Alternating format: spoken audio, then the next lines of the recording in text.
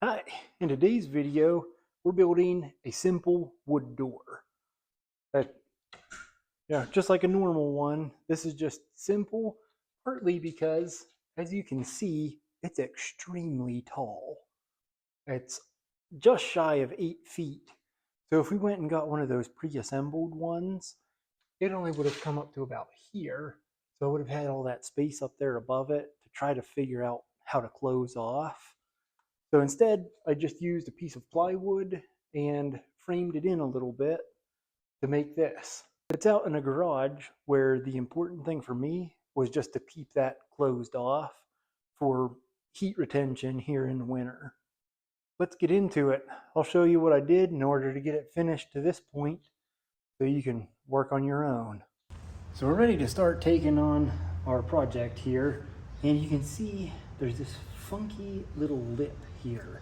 I've taken a little scrap piece of wood here and used that to kind of set up and see where I'm going to have to set my new door frame, which is going to sit up above it because I can't really grind that out.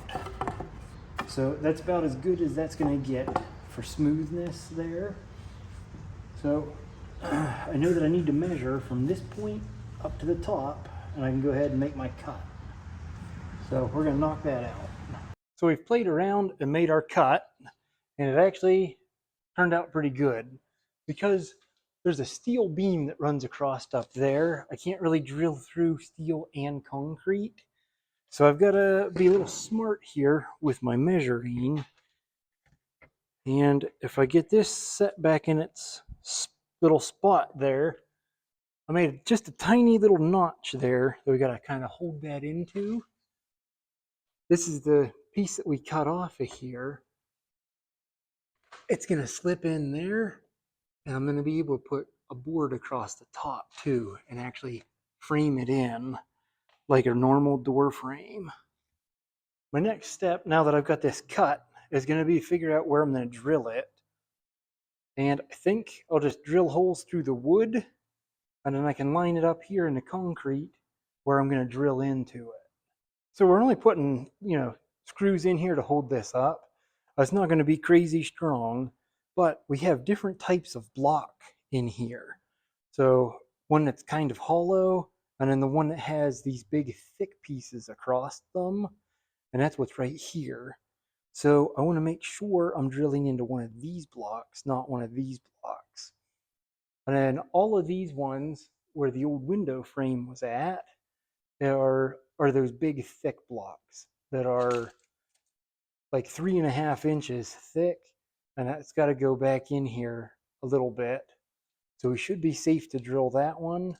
I'm just worried if I try to do this one, because it's got this little flare, I'm going to miss and crack that out and then have a piece of broken concrete in here.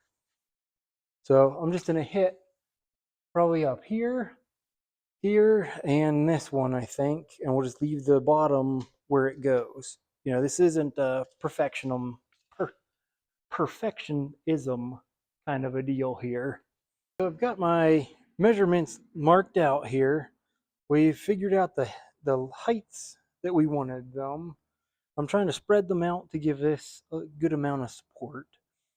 And then measured off of the block there, and I have 1.5 inches in on each side, which I believe keeps the strength of the block there, with still giving me room on the wood to drill into it. And I've chose a drill bit one size bigger than the one that we need for our masonry, just to give this a spot to clear through. So I'm going to go ahead and drill my holes in it. Then I can go line it up on the wall, swap drill bits, and go right through the wood and mark my spots in the concrete. This is going to be a step that would be easier if I was an octopus and had 8 arms. But I'm doing this one by myself, and we're just going to try to hold it up here as best as we can and see if we can't get it to work. We're going to pinch our little piece back up here at the top. Pinch that in as tight as it'll go. tap that flush. Now I'm trying to keep this all the way to this side because this little lip here doesn't matter.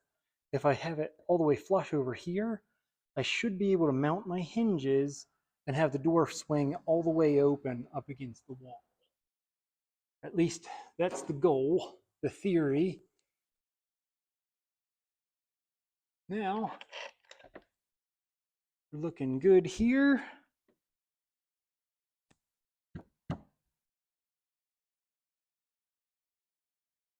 Push this through and make a mark in my concrete.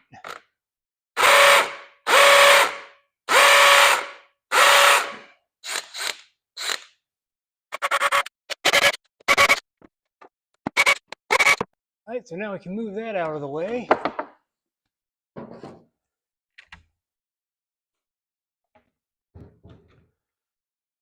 If you've seen any of my other videos and are wondering why I'm going so high speed with this time, I learned over the weekend that that's actually how these drill a lot better. I was doing a project and one of my uncles was drilling into some concrete and had it turned up as high as it would go, and it chews right through the concrete. So much easier. Quick tech tip for you guys here. If you're trying to drill into the block too, like this, and you have to use these tap guns, you know, the screws that are designed to go into block or brick, and they give you this giant bit, but you only need to drill in that far. You can mark it with a piece of tape on your drill bit for how deep you've got to go. Now, because I got a piece of wood to go through, you know, I can subtract the amount of the wood and then measure out the depth of it.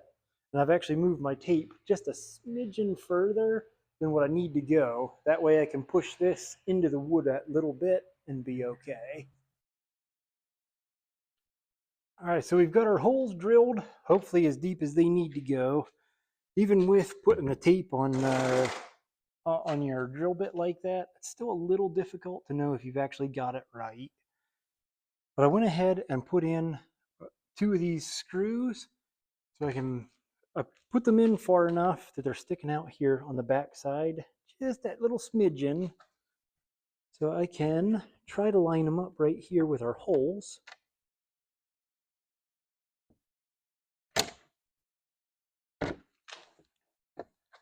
Okay. Oh dear. Oh dear, oh dear, we're off. There we go. Still in our hole. She's just wiggling around here a little bit.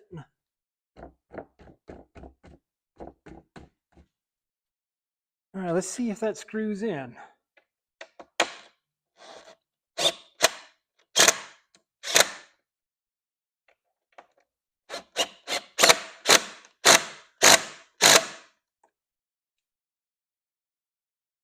Okay, I'm gonna grab a ratchet now that we've got those started. So if you use the impact like that, you're probably gonna strip that concrete out, and I really don't want to do that. All right, double check your line there, and this is pretty well where we wanted it. And a little piece here. Oh, that is beautiful. Be able to stick that in there, no problem. I'll leave those just a hair loose while we get our other ones installed here. I'm going to go ahead and knock those out, and we'll do this side and bring you back when we're ready for that next big step. I forgot to say there that I also tried to level it as we're going up. And like I've got an extra shim in there just as support for it. On this door, let me step back here so you can see it. That's the actual concrete that's contoured funky from where they cut it. So I still kind of lucked out here though. If we stick our big level up here,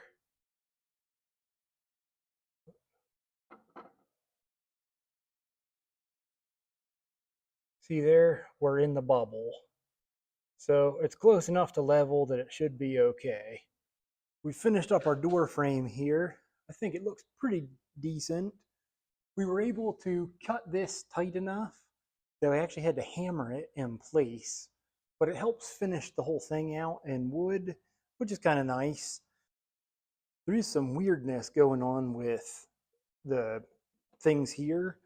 This one, the way that the concrete was cut, it was kind of at an angle. So we've actually pinched it in tight on this side and left this side open, deep enough to be able to kind of shove a finger in, about that deep. But I can kind of cover that up with mortar after we get everything finished up here. I'll just mix up a little bit and smear it right down the seams here just to make it look pretty. But I'm ready to get to my door, which I've measured out because this, the wonky measurements here, I went to the narrowest point. So I'm going to end up with about 29 3/4, and that should give me enough room to swing it open and everything. But I'm going to try to cut that up tonight, and probably won't hang this for another day or two. Okay, we've got our plywood cut to size here. That's tucked away back there at the moment. So now we're ready to go ahead and try to figure out putting our hinges on, which I've played around with a little bit here. And I've got 2 of these 3.5-inch ones, which should be more than enough to support the weight of just this piece of plywood. I'm going to mount it with the hinge pin right up tight to the wood, because this hinge still goes all the way open, which, again, in theory, I'll be able to lay this door flat against the wall in the summertime, so I can go in and out of here without opening and closing the door each time. So that should put me right there, and I can go ahead and throw them in. So important little notice that I almost screwed up there. Depending on how you mount your hinge will depend on whether or not the ball of that is going into the door or on the back side of the door. So I just got it flipped around to where this sits on the back side of it now. Now, as I only have 2 hinges, I'm going to stick one, way up here. You just saw me working on that. And the other one will stick down here towards the bottom, probably around these screws, just above or just below those. I'll see which one seems to make more sense as I'm putting it together. I'm ready to try the hard part here of getting the hinges onto our door, which I've actually been told by some people is more difficult to do that than to put in one of the entire pre-hung assemblies. But we'll find out, I guess. Hopefully it'll still work and close. It seems to. I do know I'm going to have to trim a spot over on this side.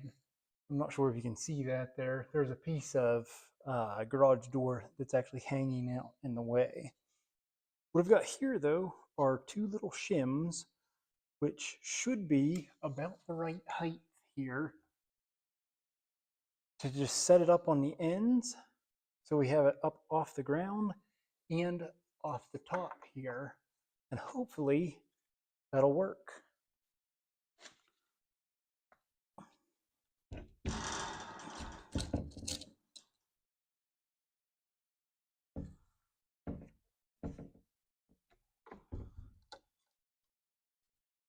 See, I'm just setting those up on the shim.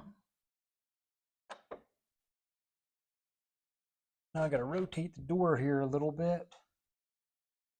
Okay, so we're running into a slight issue there where this isn't level. Our door's tilting. I'm going to need another shim to put out here, which will kick the door back that way just a little bit, but that should still bolt up here. So after playing around here a little bit, part of the issue that we're having is this door wasn't cut straight. This plywood wasn't straight from the factory, and I cut it with a circular saw. So get a little bit of a wave in it. What I'm going to attempt to do here, though, is just throw a single screw in our bottom plate here. That way I can adjust the top, get it where it needs to go, and then put the rest of the screws in, and we'll see how it closes. And like I said, I might have to trim some, but we'll find that out here in a minute. Okay, we got the rest of our screws in here, and now witness. It does rub just a little bit somewhere in there. That'll eventually wear itself off. And I can't close it all the way because my fingers are in there. But that's just about there. So now I can go get a little knob to stick on here. So I'm going to use one of these little goofy ones for a cabinet. I'm just going to put it up normal way so I can pull the door closed. Kind of funky, but hey, I'm using what I got. And I think you can still get these for like 99 cents. But because it's on there and you can't really see where you've got to drill through, this one's meant to have 2 holes so you can put your screws into it. Little tip here, I've put a dab of grease on the 2 spots where you've got to drill. So now I can come over here. I'm going to look at it for where I want to stick the handle, which right about there is probably going to be good because I'm going to put a little lock on here too. So all you do then, get that as level as you can, press it on there, and voila, we've got our 2 little grease marks. That's where I'm putting my drill. Well, we've got our handle installed here, and that worked like a charm. All right, the 2 little grease dots where they need to be, lined it up pretty much perfectly. But now you can see right down there, we are touching that little bit. So I'm going to get my other little tool, shave just that smidgen off of it. That way we can bring this in just a hair more. And I'll go get my other little piece of trim to put up here and across the top and help seal it up. Well, after a lot more trimming with this little guy than I was expecting, we've got it to close up. You know, it actually swings in this way, way far. And we had to carve, had to carve that corner out because it's hitting our garage door over here. So we got that to clear there, and now it'll swing in as far as it needs to. We've got our trim finished up here, along with a little latch here. I don't have that quite dialed in perfect yet, but you can sort of force it to close. I think I've got to adjust it just a hair more here, but that works. With our door closed, you can see that gap all the way around. And again, I just threw the trim on there because it was already cut. There's no way to make this square because I brought it in. I brought it in here in order to close it. I didn't want to do it right here. That would have been kind of weird. So I brought it in.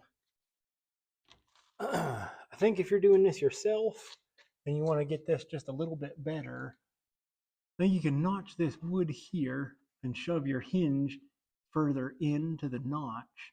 That should still fold around and close tight. Hope that idea helps you out.